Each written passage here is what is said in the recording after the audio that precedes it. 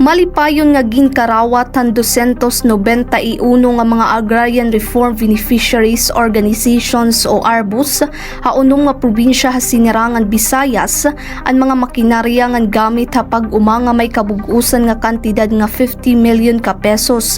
Pinangunahan ni DAR Secretary Conrado M. Estrella III ang distribusyon nga ribbon cutting didto ha Tacloban City Convention Center a Nobyembre 25. Gindistribuer ang 88 ka units in farm machineries and equipment o FMEs ang mga parag-uma sugad han mobile rice mill, cultivator, fertilizer, power station, hauling truck, harvester, iglayer machine, tractor ngan transplanter.